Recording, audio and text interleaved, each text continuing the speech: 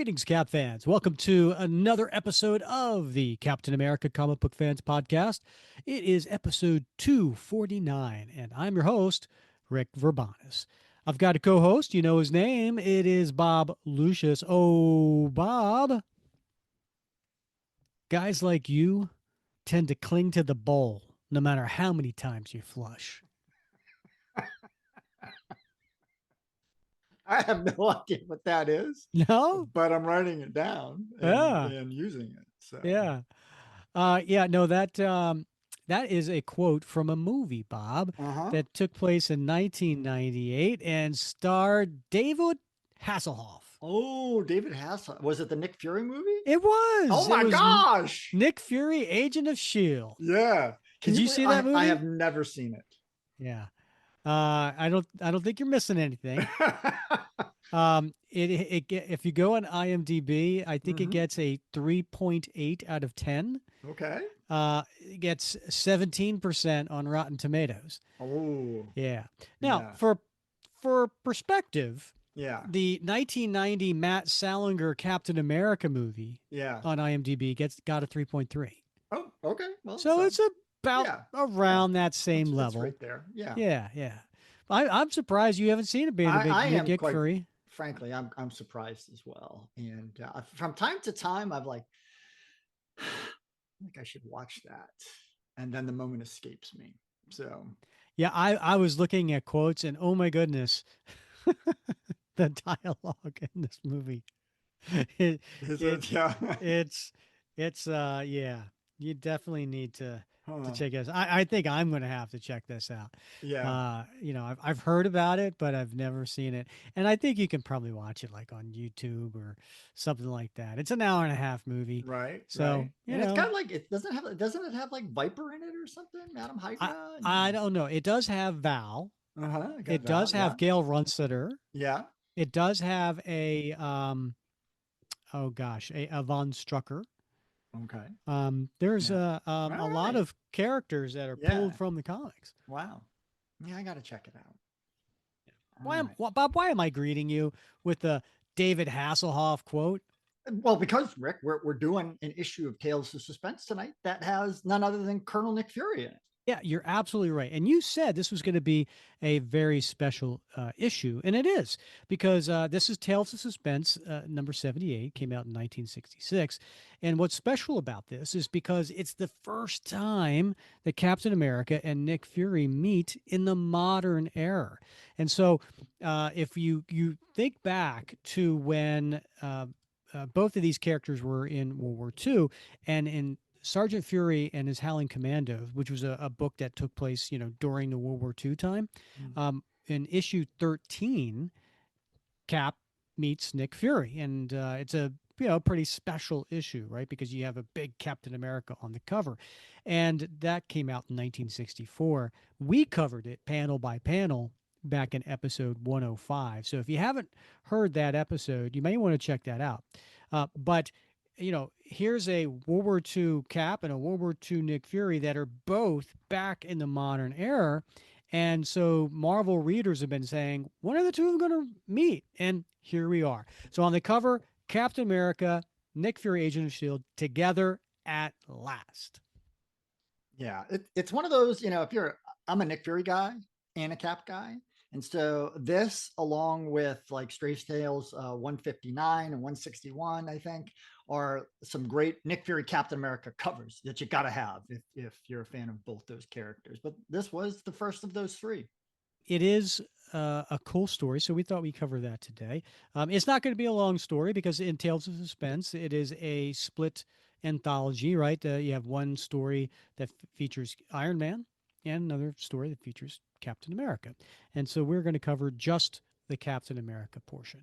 But before we get into that, Bob, if people are listening to this when the episode actually comes out, it is mid-July, right? So it is July 16th, and uh, I will say we're recording this on July 1st. So we don't know what's happening over the next 15 days. Right. So, Bob, I'm going to tell you a little bit about what's going on with me in the month of July. Oh, okay. Now, if you're playing along at home, you know that I'm not quite my beach bod yet, and I've been trying to lose weight. So, Yeah. um, I've decided in for the month of July, I am doing no gluten. Ooh. Now, the Yeah. last time I did that, I don't know, it was like 10 years or so ago. I think I didn't have any gluten in my diet, and I lost like 7 pounds in like 4 weeks. Wow. Um, and and that's all I changed. I just cut gluten out of my diet, and nothing else changed. So I'm going to do that. Now, it was a little tough today because it's July 1st, and I was at work, and I had an all day workshop. There's like 13 of us and a presenter. And so they served us breakfast, they served us lunch, they served us snacks. And so somebody brought in munchkins for Oh breakfast. no. And I'm like, oh Yeah, like no. 20 of those is equal to a donut, so you're good. Yeah. And I didn't eat any, right? Oh, No wow. gluten. And then at lunch, of course, they served these nice cookies that I like, and they had the peanut butter ones. Uh-huh. And I didn't have any cookies. I was good today, Bob. Wow. Wow. Wow. Wow. Now, That was a tough if we day. go if we actually transform and into actual time, July 16th, I don't know if I've been good all this time, Yeah. but I'm off to a good start. Yeah. Well, I think have high expectations for yourself. My wife and I were watching an interview this weekend. We watched the Sunday morning talk shows, and then no, it was at night because we watched a rerun of 60 Minutes, and they had an interview with Killian Murphy, the guy who plays Oppenheimer, Robert Oppenheimer, right? And he played Scarecrow in the Batman Yeah. movies, yeah. And they were talking about how much weight he lost in order to play Oppenheimer. But they kept saying that like he did it to achieve a silhouette, like Hmm. a certain silhouette for the camera. And so I Mm-hmm. turned to Casey and I said, you know what? I'm no longer trying to get in the best shape of my life for our big trip next year. I'm going for the best silhouette of my life. So it really depends which way you're facing the camera. Uh-huh. So if I'm straight on, my silhouette is awesome. It's only if I Uh-huh. turn, really to the side that I have a bit of a problem. So it's Ah. just framing, I think. Oh yeah. It's you got to frame it differently. It's all Yeah, about that. it's Yeah. all about perspective. Yeah, 100%. Yeah. And listen, if people are listening to this episode as opposed to watching it, good for you, because today I have what they call a face for radio. I If you're watching me right now, you might say Yeah. like, "Rick, is something going on with your face?" And I'm like, I got like these huge Yeah. red bumps all over. No, no, I don't have leprosy. It is. Um, I go in for my annual skin check with the Nice. dermatologist, Bob. Yeah. Skin cancer runs in my mom's side of the family, so I got to keep an eye on that. Mm-hmm. And as I was in there, they were like, "Oh, there's these little precancerous spots. We just want to get rid of those, before they turn into anything." Yeah. And I've been doing this for years, and they get the liquid nitrogen can Yeah. out. Yeah, Yeah. you ever had that done? I have not, but I am No. due. Yeah. Ah, yeah. Uh, you know, it stings a little. Yeah. You can imagine, it's Yeah. liquid nitrogen going onto your skin. Right. Um, Yeah. and then, but what it does is after like some time, it leaves these big red welts on my Yeah. face. So Yeah. I'm in the meeting this morning, and I'm Yeah. like, oh gosh, I got to go into this meeting, spend all Right. day looking like this, and about, I don't know, 30, 45 minutes into the meeting, it's my turn to speak on something, and I said, oh, by the way, if anybody's curious. And I explain what I just explained. Yeah. And I said, and I look at my boss, who's got the same sense of humor as me. Yeah. And I said, and before Brad can say anything, yes, my face is hurting more than him. No, what did I say? I said, no, Yeah. Yeah. boy, I get I the said, point. my Yeah. face is hurting me more than it's hurting him. That's what I Yeah. said. Yeah. Yeah. Oh, that's Mm. great. Yeah, no, it's definitely. I'm glad you bring it up, Rick. It's important, right? My wife has been bugging me. I gotta go. I've never went to see a dermatologist.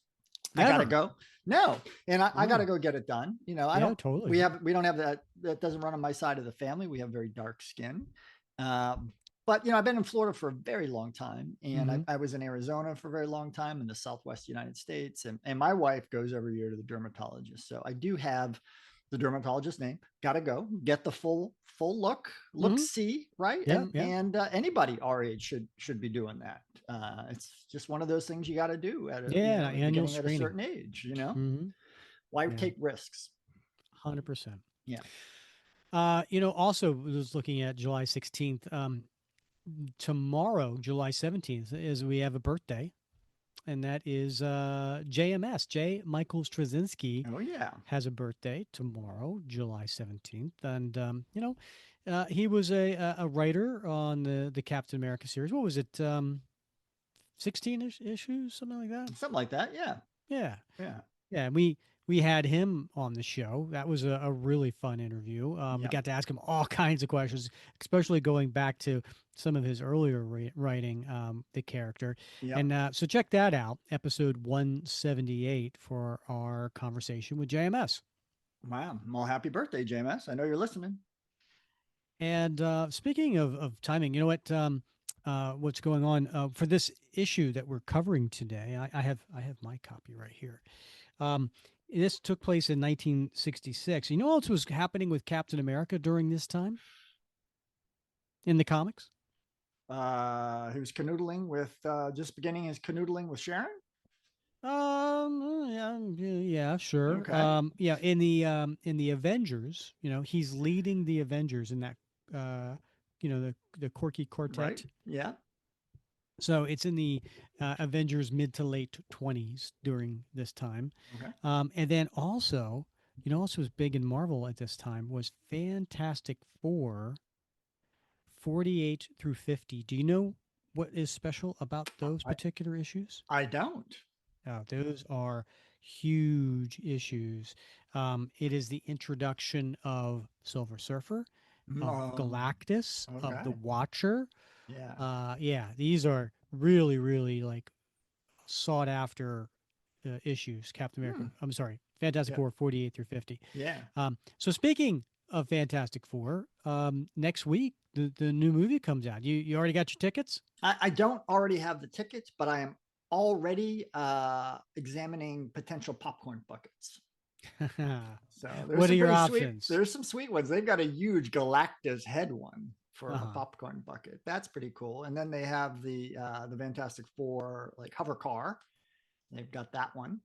So they've got Herbie the robot like one with a drink holder in it and stuff. Uh So huh. there's a lot of options for popcorn buckets. I love this new trend, quite honestly. How many popcorn buckets do you own, Bob? I only have the one. I only have the one from Brave New World, Mm-hmm. but I have wanted more. So, but you can only have so many popcorn buckets, right? Yeah. Do you have any regrets?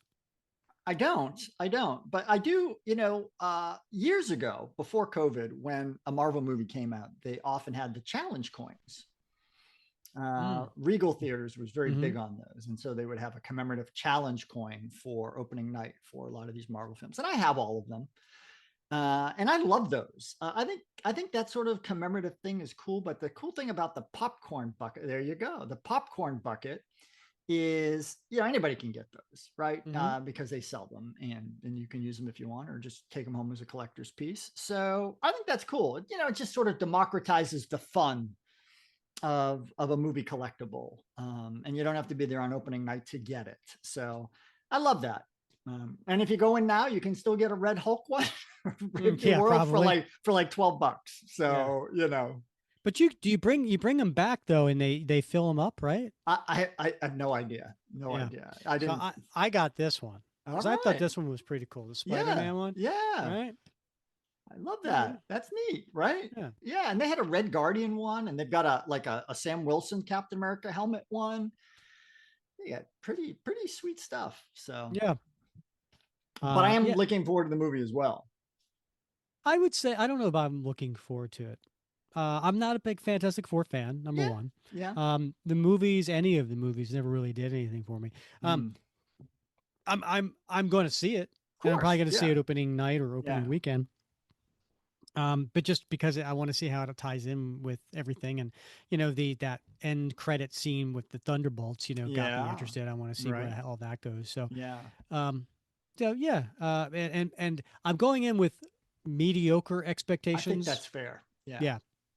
Yeah. Me as well. I think you gotta, right. They're taking some pretty bold aesthetic what's the word I'm looking for? They've made some bold aesthetic choices here with sort of the frame, the costumes and the Mm-hmm. time period and just the whole sort of look of the movie. Number one, so but I want to go in and be open to a great experience. And generally, if you go in with that sort of expectation, most times you're not going to be disappointed. I've rarely ever walked out of a Marvel film and said, I want my money back. Right? Right. I always get my Rarely. money. So you have? No, I don't think I have. I Okay. don't think I have. Right? I always come away thinking I've had a good time. I've enjoyed myself. Yeah. Got my money's worth. Had some I think entertainment. the thing too is like the bar was set so high with some of these movies that Yeah. you go in and you're like, oh, every movie's got to be that like that, and Yeah. they can't all be that way, Right. and also some are going to appeal to some people more than others, just because of the characters or the time Mm-hmm. framing or whatever the case may be. But I've said on this show before, um, I'm never going to complain, Yep. right? Because like we go back and look at I mean, we're just talking about the Yeah. Sergeant Nick Fury, Right. Agent of Shield, David Hasselhoff. The right Hoff. Yeah. movie, Yeah. or the 1990 Captain America, Matt Sandler, like so. Any of these movies are going to be so much Yeah. better. You won't hear me complaining. Right. Right. Yeah. Be grateful for for the feast. And how about Superman, Rick? You gonna go see Superman? Yeah, I'm gonna see it. I'm not a big Superman fan either, Mm-hmm. and um, I think I'm more interested in seeing Nathan Fillion as Guy Gardner. Yeah. And I don't know Fun. how big a role he's gonna have, but Yeah. I'm more interested in that than anything else. So, the Superman mythos doesn't do anything for me. I really never Huh. Okay. collected or read the Yeah. comics. I like my characters to be a little bit more believable. Okay. Okay. Yeah. More um, I guess street level, Yeah. type of characters. Right. But I'll see it, and I hope it does well. I hope everybody loves it. I Yeah. hope I hope this is like, oh great, this is a James Gunn did an excellent job, and Captain, and Captain Kent. this Yeah. is the right Superman cast, and Yeah. Yeah. I hope Yeah. everybody likes it. Yeah, and we get to see maybe a healthy relaunch of the DC cinematic universe. I have to say I don't read Superman comics. Haven't collected Superman comics, but I do have a soft spot in my heart for cinematic Superman because, like you, we grew up in that time period of the Christopher Reeve Oh movies, yeah. Hmm. and I remember going to see those in the movie theater, particularly, one of them with one of my older brothers, and so a lot of nostalgia there for me. So I'm looking forward to taking my son and going to see Superman, Hmm. and maybe it'll resonate with him the way those resonated with me. Maybe, yeah, that'd be nice. I mean, I just had a flashback to that first, was it 1977, Christopher Reeve Superman movie. Maybe I've got my year wrong, but 77, 78, yeah, around there. do you remember the tagline for that movie? I don't. I think it was something to the effect of, "You will believe a man can fly," and you tell that to a kid today, Yeah, like, yeah. "Yeah, we should go see the new Superman movie. You will believe a man can fly," and I'm like, yeah, right. I like, of course we do it. Yeah, yeah, But that was right. a big deal back It then. was. Seeing somebody flying that looked Yeah, real. right. Yeah, Yeah, so true. So Richard true. Donner. Good stuff. All Except right, for Bob. Solar Man or Sun Man or whatever that was. And Oh, the quest for peace. It yeah. was wasn't it Oh, Nuclear Man? Nuke Man or whatever he Something like was. that. Oh, it Yeah. was I horrible. read an article about that recently, and it was an opinion article. And it was basically, they said, how bad that movie was, but how well acted Christopher Reeve still did. Sure, Like if you yeah. see every one of his parts in that movie, Yeah. like he didn't mail it in. He Yeah. he gave it his best, and Yeah. like it didn't fail because of him. Yeah, true. That is true. He delivered every time. Yeah. All right, Bob, should we get to today's issue? Yeah, it makes sense. People are waiting on us. With a major selection of the looks your kiddos love starting at just $4 in the Walmart app, a new school year means a stylish new them. Who knew? Find skater skirts and Crocs that say, I'm casual but cool. Sparkly sneakers that say, it's my classroom, you're just learning in it. And preppy polos that say, I'm the teacher's pet, even if they're mommy's menace at home. Find their favorite styles starting at just $4 in the app. The Walmart you thought you knew is now new. Hey, it's Paris. You know I love sparkly things, right? Like stars. Duh.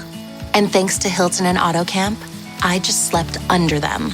Picture me, serving looks by the fire outside my luxurious Airstream, making s'mores with the kids, while a national park is our backdrop. The great outdoors meets Hilton hospitality. That's hot.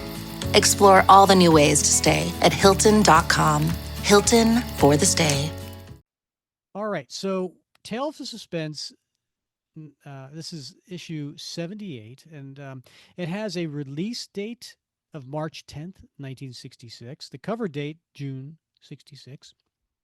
And we have as the creators for this second story are Stan Lee and Jack Kirby. These are the quintessential early Captain America creative team. Inked by Frank Giacoia, letterer Artie Simic, and then edited also by Stan Lee. The cover is done by Jack Kirby, Frank Giacoia, and the way the covers for Tales of Suspense worked, it was like they kind of went back and forth. It was like Iron Man 1 month, Captain America the next month. Every once in a while they do a split cover, but this one happens to be a Captain America cover. And do you want to take the listeners through it, Bob? Yeah, sure. As I said, it's one of those three covers in the Tales of Suspense, Strange Tales books that feature both Cap and Nick Fury. So on this cover, we have Cap and Nick in a room full of debris, and they're facing the reader. And Nick is on the viewer's right, and Cap is on the left, and they seem a little bit shocked. Their arms are open wide.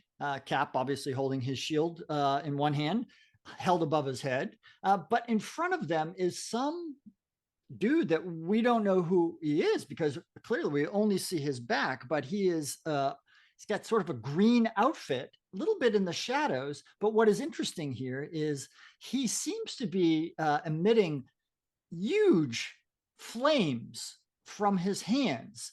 And those flames are shooting forward between Nick and Cap, and spreading out in the room behind them. And of course, as I said, the room is full of debris.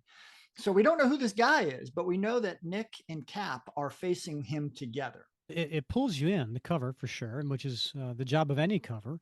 And the letter head at the top says Tales of Suspense featuring Iron Man and then Captain America, with Captain over top of America, and it's in the red, white, and blue. And up in the corner box, you have both Cap and Iron Man up in the corner box. And 12 cents, Bob. 12 cents gets you this Oh, back in cents. Oh, my goodness 1966. gracious. I do have my physical copy here, but it's in such delicate shape. I don't want to take it out of the Mylar. So I'm going to actually go with the digital copy today. And I'm working off the omnibus. So, but I do like these older issues when they're published in the omnibus, as opposed to more recent late 70s, 80s, 90s, because the earlier issues had the page numbers written lettered onto the page, Yeah, right? it's true. Yeah. Yeah, but in the absence of those, you just can't tell what page number you're actually on. So we get to the opening splash page, and at the very, very top, it's the title to this particular story, Bob. Them. And it says Captain America, living legend of World War II. Who says this isn't the Marvel age of startling story beginnings? And we see a just a traditional classic pose by Jack Kirby of Cap in a very bold, adventurous type of uh, leap in the air. He's kind of coming at the reader. He's got his right arm extended and his hand out. He's got his left arm behind him with the shield facing back, and his two knees kind of bent, and he's up in the air in his full Captain America uniform. And there are these little globes kind of bouncing around, very similar to what they end up doing in 1977 Star Wars: A New Hope, Yeah. where Luke Skywalker is, training with his lightsaber. Right. Yeah. The little training orb. Right. Yeah. Yeah, maybe that's where George Lucas got his idea from. Possibly. And then this is a kind of an angled pose, and we see down at the bottom left corner a Nick Fury, agent of S.H.I.E.L.D, coming through the door into this room, and he is wearing a business suit, and it's a green business suit, not not the typical color I would say you would see in 1966. I could be wrong. And he's wearing a fedora, and he has a black tie, and you could see his holster kind of peeking out from behind the side of his jacket. And he also has an eye patch over his left eye. And he's looking, and he kind of puts his hand up as these things are bouncing around. Hey, what in blue blazes is going on here?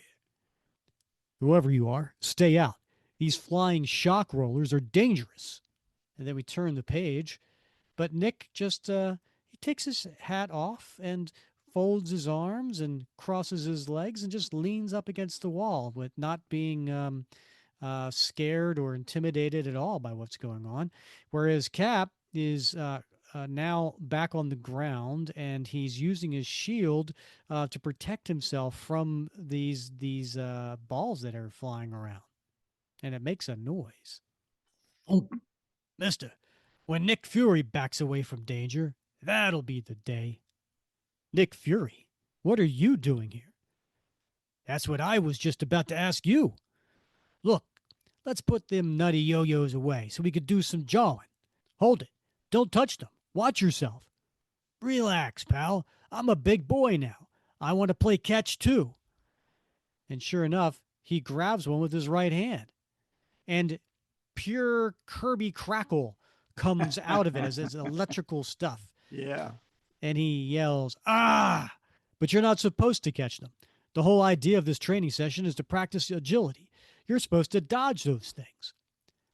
See why we call them shock rollers? And Nick grasps his right hand and then drops the ball, and he's holding his hand, and it's just emanating in pain. Good thing you weren't so careless about touching booby traps during the war, Sarge. You still remember the time we tackled the Nazis together, huh? But I'm a full chicken colonel now, mister. Bob. He's a chicken colonel now. Yeah. What do you think that's in reference to? Well, a full bird kernel, obviously. So yeah, I guess I've heard that term used before, full chicken kernel. I'm not sure it's a term of endearment. Okay, I will tell you, as someone who is not in the military, Uh-huh. you know what I thought he was referencing? What's that? Colonel Sanders. Well, Right? yes, yeah, well, I mean, Colonel it's a- Sanders was the, yeah. the one who did all the Kentucky Fried Chicken. Sure. And he And was he- into secrets. Right. But look, he says chicken colonel, right? So Yeah. that's Colonel Sanders as far as I'm Right. concerned. Right. Now, think about it. KFC, Kentucky Fried Chicken, have been around for, Yeah. since the late 50s. And by this Right. point, they were international. Yeah. And so it was a big deal, KFC back then. Sure. So Yeah. maybe that, I don't know. Maybe it was a play on words. Maybe I think maybe a lot more people were aware of military ranks at that time in society. It could have been both, though, right? Could have All been a funny little tongue in cheek. Funny, it don't look to me like you aged much since the 40s. You seem pretty well preserved yourself, Fury. Another man might have blacked out from the pain in his hand. Me, I ain't the fainting type. Now suppose you tell me why you're here. That's just what I aim to do. What does this look like to you?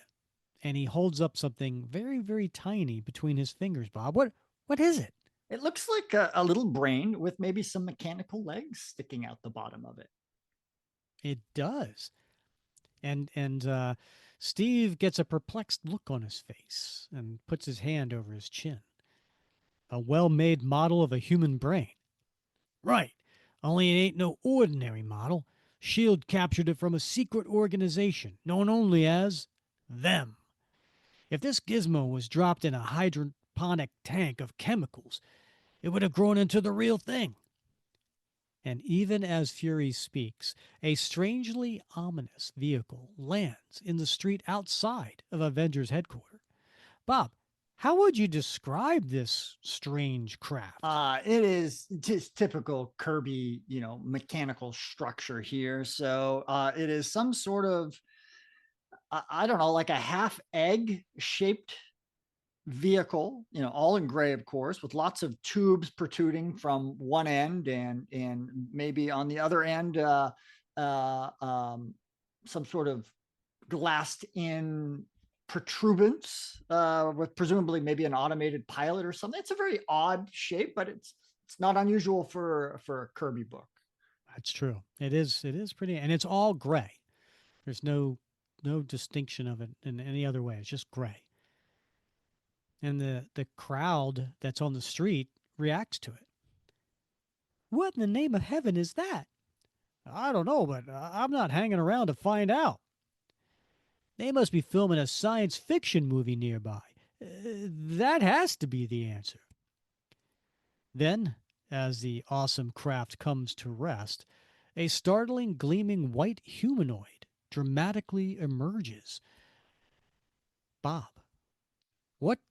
How do you describe this thing? Yeah, I mean, it looks, as the words say, some sort of very large, bulky humanoid. And by humanoid, we mean 2 legs and 2 arms with, a head sitting atop the torso.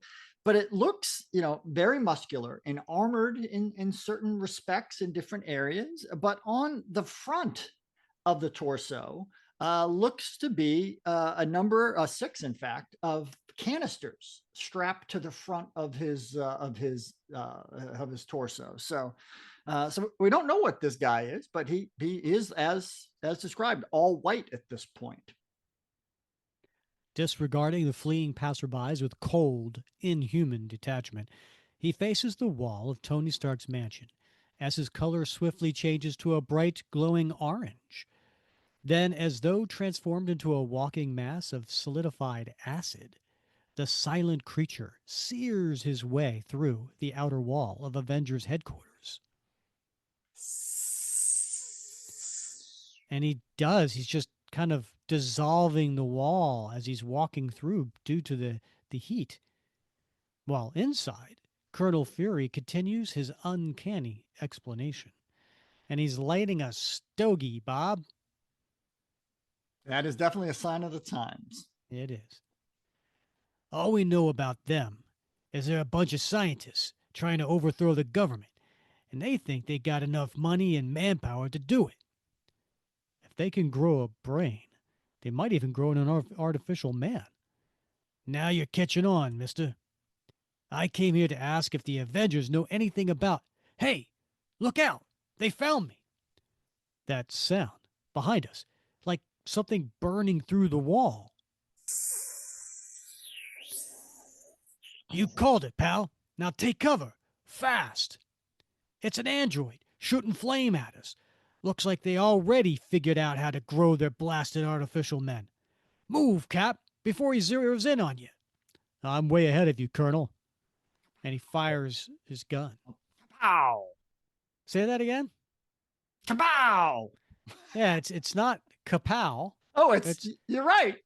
It's pakow. Yeah, it's the opposite of kapow. I mean, we're used to kapow. Yeah. Well, it's S.H.I.E.L.D. They have very high-tech weapons. But your mind read it as kapow, right? Yeah. But it's pakow, yeah. It's cool. That makes me hungry. That sounds like I'll have the pakow with tofu. It's going to be hot and spicy based on this. Those creeps from them sure don't kid around. He's a regular walking test tube. See them chemicals strapped to him? He can mix them automatically. And sure enough, he is. He's firing these fiery type of lava blasts kind of coming out of his fingers. I get it, Fury. By controlling the mixture of the chemicals which he's composed of, he could change the composition of his body at will. He's practically turned himself into a human flamethrower. I'm out of ammo. Save your explanations for later, huh? I was just trying to understand what's happening. Now that I know, it's time to hit back. The Avengers have a few tricks up our sleeves also. Here's one.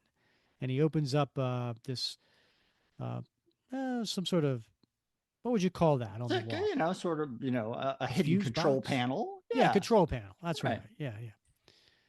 Head for the door, Fury. Don't stop for anything. I deactivated our automatic fridge defense circuit.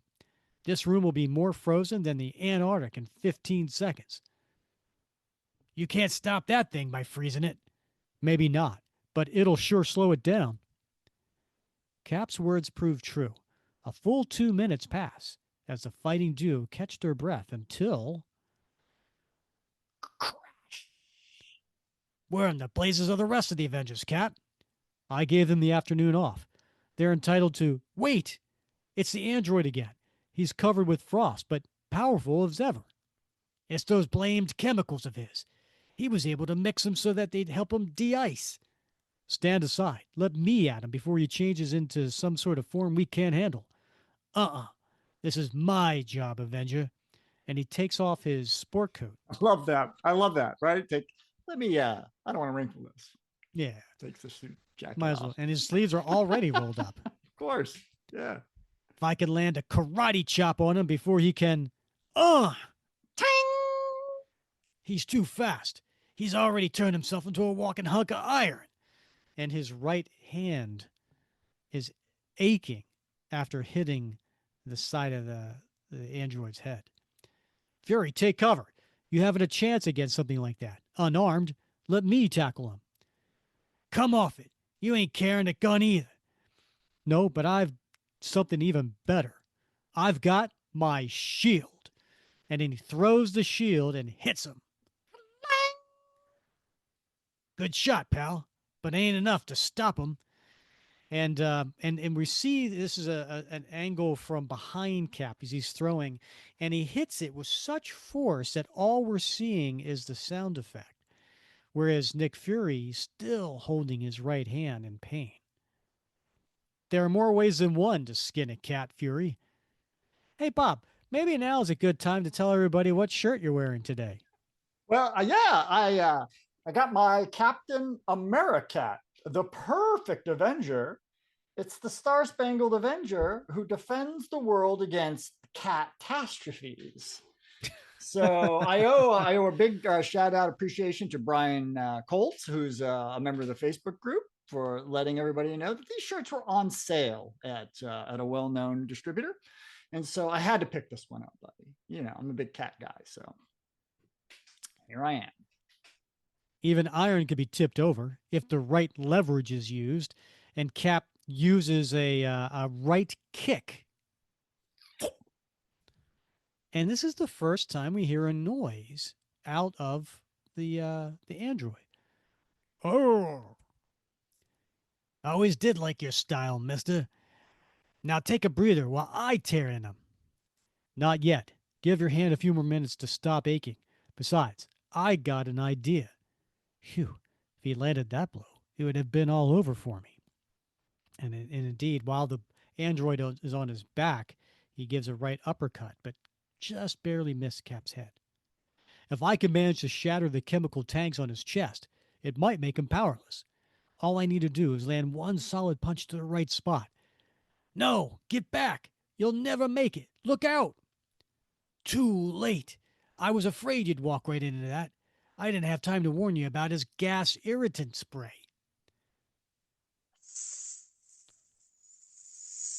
Getting into my lungs. Can't breathe. Can't see. Choking. Can't afford to take any more chances with you, chum. This is it. I got one live mini grenade taped inside my shirt, and you're getting it. And he reaches into his shirt uh, to go after him before the android could do any further damage to Cap while he was on the ground.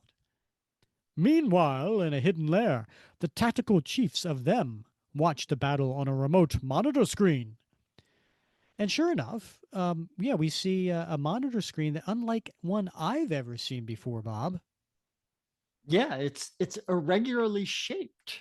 And generally we see them as square, rectangle, even maybe a circle. But this one is what is it? It's got like, I don't know, multiple sides of it.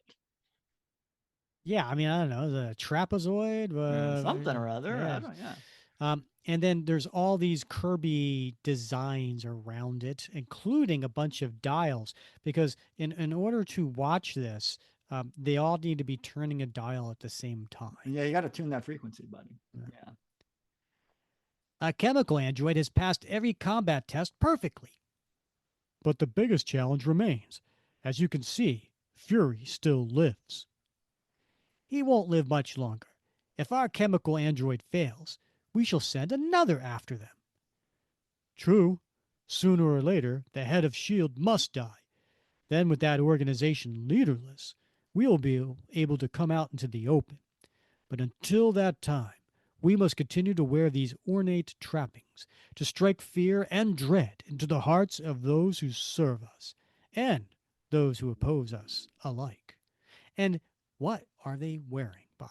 Well, they're wearing the famous yellow beehive outfits. So very baggy yellow pants and jacket, almost like you might find in a clean room or in a biohazard suit, but bright yellow. And then a helmet that looks like a big marshmallow on their head with a yellow, of course, with a screened in viewing visor, viewing port. You say famous, but they're not famous yet. Oh, you're This right. actually is the first appearance of AIM, Yeah. Advanced Idea Mechanics.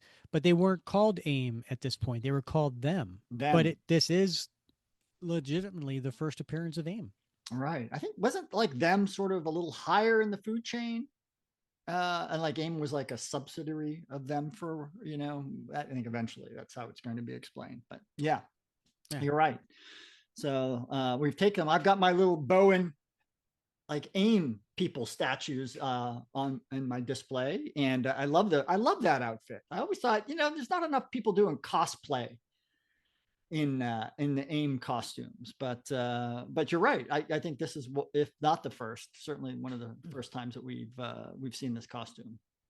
And I've got my little AIM. Yes, yeah, you do. by Fred Hembeck. Got my Yeah. AIM trading card. Oh man. So the two of them are walking, and one's carrying something that looks like a lightsaber, but it can't be. Wow, maybe George Lucas really did get some inspiration Right, from yeah. this 1966 story. And they're going into an area called Stage 2 Animated Chemical Seed. With the unlimited wealth at our disposal, with the scientific geniuses who serve us, we cannot fail. Our only setback was the time we allowed Mentalo and the Fixer to attack S.H.I.E.L.D. on our behalf. When did that happen, Bob? That was back in Strange Tales 141 to 143. We underestimated our foe during that battle, but never again shall we be guilty of such a mistake. So as long as we possess the knowledge to grow artificial life, life which will soon reach battalion strength, even S.H.I.E.L.D. will be powerless to stop us. And what are we seeing here, Bob? Oh my gosh, Rick! This is like a three-quarter splash page, and we're looking down into what looks to be some sort of laboratory / production manufacturing floor, and we see different stages. So in that previous panel, we saw stage 2, the animated chemical seed. But down below, we see additional stages. So we see stage 2, and then across the hallway, we see stage 4. And in that first stage, we see a bunch of those tiny little, look like the brain that Nick Fury was showing Cap, floating in some sort of goop. And then across in the bigger tank, we see fully formed creatures, much like the one that Nick and Cap are battling. And then there's a bunch of AIM guys down there stirring the goop and turning knobs and things like that. So it appears to be that they're growing these people. Our studies with DNA, the basic building blocks of life, have not been in vain. But enough talk. The Imperator wants S.H.I.E.L.D. utterly destroyed, so that the world will soon tremble before the power of them. And we cut back to Nick Fury and Cap battling this android. Meanwhile, back at Avengers headquarters, the battle continues to rage. Now, I'm in for it. The plastic grenade didn't even scratch him. If a live pineapple can't hurt him, my aching fist sure ain't gonna do me any good now. His fingers, they're glowing like live coals, reaching for me. If he gets any closer, I'm cooked. Fury, look out. Maybe we can get him off balance this way. And he comes up and he nails him with the back of his shield, Bob. Don't count on it, pal. I was afraid of this. Now he's mixing chemicals to electrify himself, and he's tossing electric bolts at us. My ma always warned me to be more careful of the guys I hung around with. You should have listened to her, soldier. Quick, head for the other side of the room. I dig you, masked man. That chemical creep can't charge at us both at once.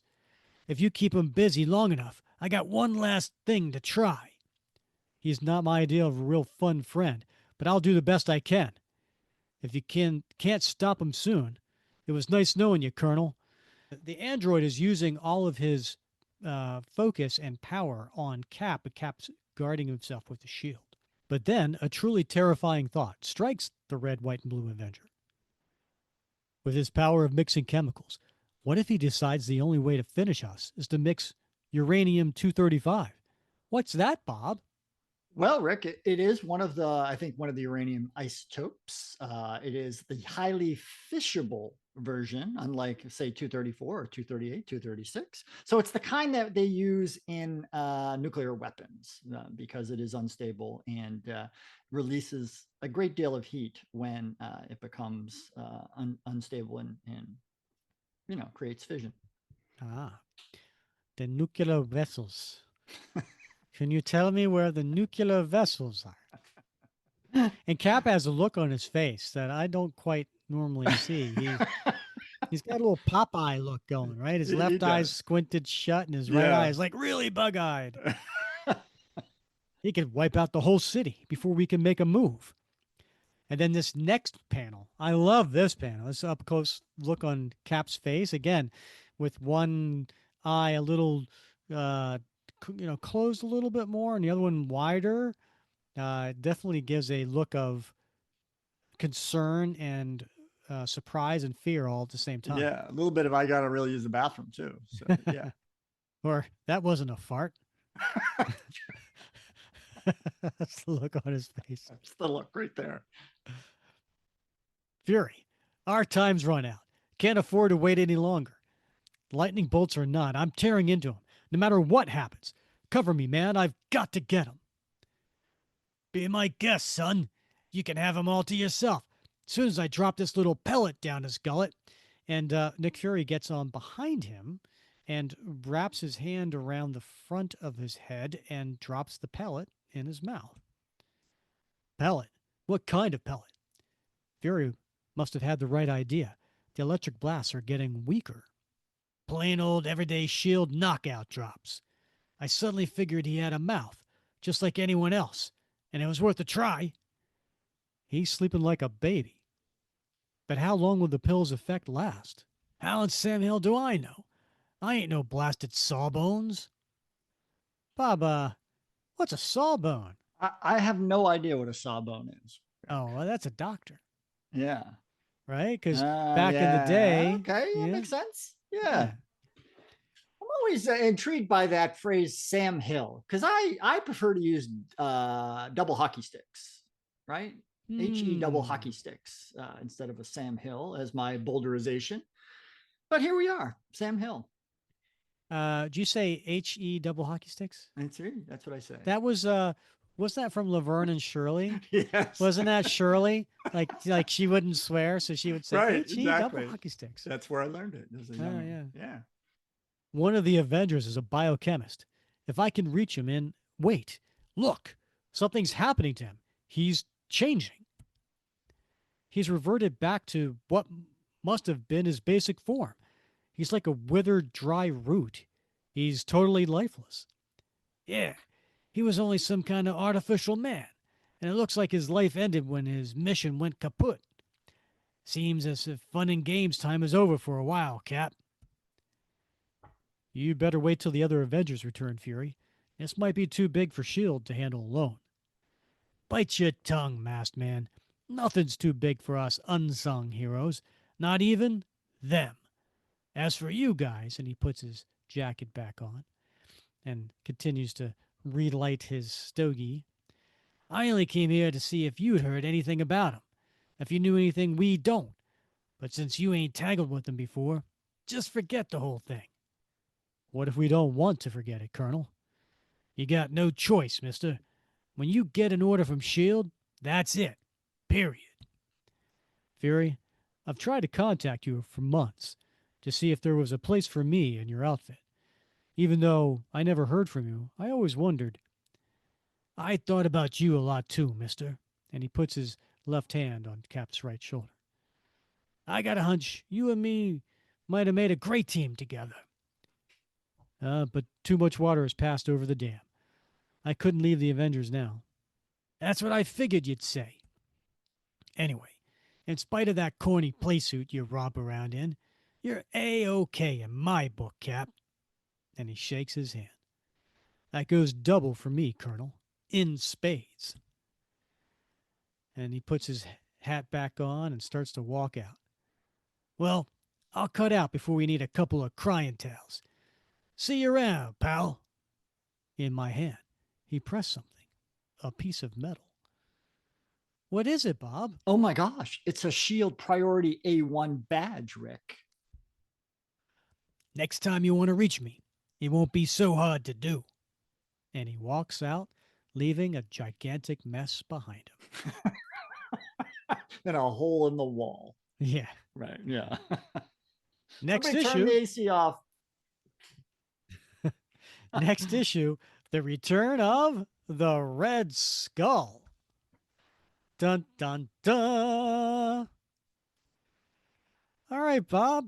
What'd you think? Well, it's a fun little story watching Nick and Cap, fight this chemical android guy. The dialogue is just the fun part, though, right? Yeah. Just these two bantering back and forth, stating the obvious. But you really do notice, and you've talked about this before, particularly with Grunwald, right? The use of thought bubbles. So I think there were only like maybe 2 thought bubbles in this story. There could have been a lot more things that didn't need to be said out loud, right? But that's what it was like, back in this time frame, right? Everything was basically said out loud. So it seems to be like this fake bravado, alpha male kind of conversation going back and forth, like they have to one up each other. Like there's a point where Cap says, now suppose you tell me why you're here. And now Nick Fury could just tell him, but instead he says, that's just what I aim to do. like that was unnecessary. It's like right? a little extra dialogue. Yeah. Yeah. And it's just like, I don't know if Stan was getting paid by the word or if it was, that's literally how they talked back then. Well, yeah, maybe. I mean, that is like kind of the Fury sort of persona, right? But it does wear a little thin in this issue between the two of them, just sort of, doing the bravado thing and like really not coordinating well together. Yeah. Like as you might expect by 2 professionals, right? But again, it's 1966, right? And it is the first time that we see these 2 characters together since Sergeant Fury number 13. So it's a win. Yeah.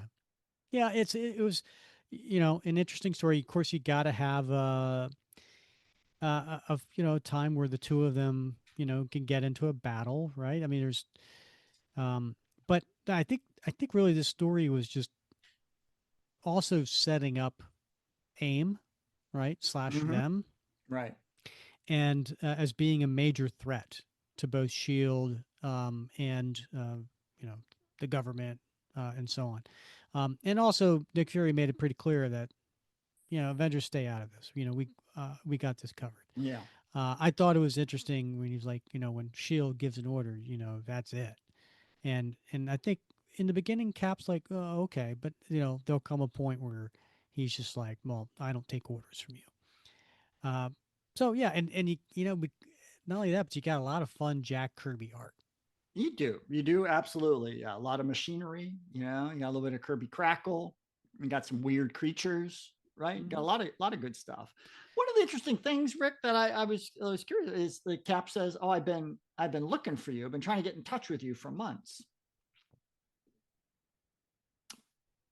Like that came out of the blue, right? I don't remember. I mean, I don't know if previous No, I issues. don't think so. Okay. Yeah, I don't think so.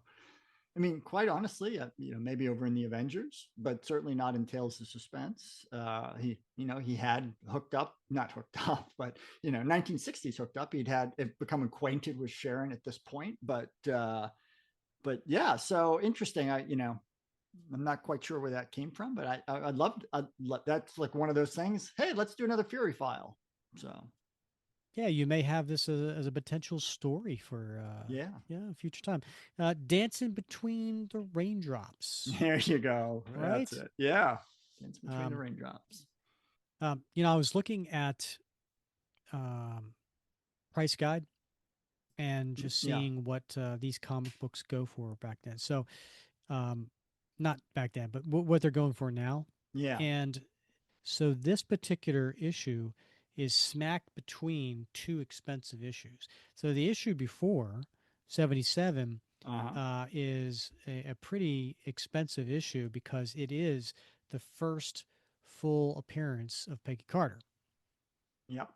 So that one, and then 79 is the first appearance of Red Skull Johann Schmidt Yeah. and the first appearance of the Cosmic Cube.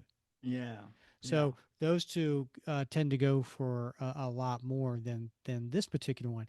I tend to And, think, and you mean like in a modern age appearance, right? Of Red Skull. yes, Yeah. correct. Right. Yeah, His reappearance after the war. right. I if I'm a collector, I would try to get this particular issue 78 sooner because I would imagine with this being the first time that Cap and Nick Fury meet in the modern era and it's the first appearance of AIM, that this one is going to maybe, you know, go up at some point. Yeah, that makes sense. It's worth it just for the cover, my friend. Mm-hmm. You know? So Yep. Well, Bob, you go first. Do you have a favorite panel? oh, I do, Rick. It is definitely page 2, first panel. I love that. I love that one of Nick just leaning up against the wall, all Uh huh. casual, like with his arms crossed, while Cap is dodging these shock rollers. It is just quintessentially, Nick Fury, and as you know, my second favorite character. So I got to go with this panel. Yeah, I can see that. My favorite panel is the fifth one in this story. And it's the fifth panel of the fifth page. And that is the one where we see I just love the, the pose of, we're just seeing behind Cap, right? It's an angle that we don't normally see. And Mm-hmm. his legs are extended, his arms are extended. We don't even see his head. And he's thrown the shield. It's hitting the android and again the sound effect itself is so loud that it covers up most of the android. Yeah, And then you see an injured Nick Fury kind of trying to get away. Just really cool Kirby panel because of the um, angles of what's right. going on. Yeah, the You just don't. composition, right, is Yes. is unusual. Yeah. No, that's good. I like that. Now, how about what's T-shirt worthy for you? Oh, well, Bob, I'm going to go with the ninth page in the second panel, which was the that wasn't a fart look on Cap's face. Yeah. I think that would look kind of funny on a t-shirt. All right. Yeah. All right. I like that. I think that would, you know, certainly generate some questions. Uh-huh. It's a Yeah. conversation starter, right? Indeed, indeed. What Yeah. about you? What's going on your Well, t-shirt? I felt like there were some slim pickings here. I might have to go with last panel, page 9, which is Nick Fury sort of looking at his palm at his little empty box of knockout pellets, and Cap pointing at the fallen Hmm. chemical man. I kind of like this composition. It's got my two favorite characters, and it's got some witty dialogue. I might even put the dialogue on the shirt. So yeah, I'm going Mm-hmm. with that. Okay.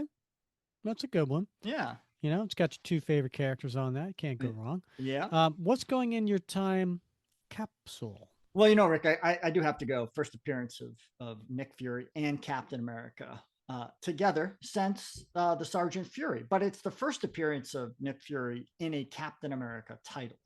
Mm. So, legacy number, and this is legacy number 78 of Captain America. So I'm counting it as a Captain America title. And so, yeah, first appearance of Nick Fury. All right. I like it. Unlike you to go with a first appearance, you usually pick something to do with the time, like Yeah, the clothing or a right. reference or something like that. So I'm a little surprised, Bob. Yeah. Well, Nick's near and dear. So, Mm-hmm. what's going in your time capsule? Bob, I'm going to go with the first appearance of AIM. All I, right. I, I Yeah. think and advanced idea mechanics, even though it's known as them right now, but they got the yellow, beehive Mhm. suits, as you called. Would you say they were classic, historic, legendary? I don't know what you Yeah, called something them, like but that, right? yeah, yeah, and they're a major player in the Marvel comics, and this is their first appearance, so I'm going with that for my time Yeah. capsule. I think, there's very few, I think. I mean, I could be wrong. I'm not a big reader of a lot of other titles, but Hydra uniforms, AIM uniforms, Mm-hmm. right? Identifiable. I Mm. think for most people, they see those, they know who those are, right? Not a lot Mm-hmm. of like villainous organizations out there with uniforms that like, oh yeah, identifiable at first glance. No, I agree. Yeah, All right, Bob. Well, I think we're going to wrap this up because next episode is a big one. It's a big one. Not only is it a big one because it's episode 250, and if it's a comic book and it's issue 250, then it's going to have something special going on, right?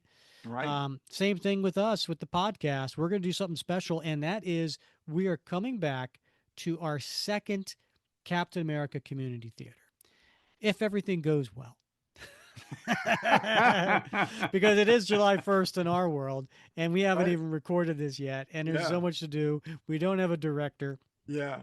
Um, and so it's we'll see how it goes. Yeah. But Union's giving us trouble. Yeah, giving us a hard that's true. time. Right. Yeah. But if everything goes well, then we will come back next episode 250 to do Captain America 319 and 320, which is the finale to the Scourge storyline.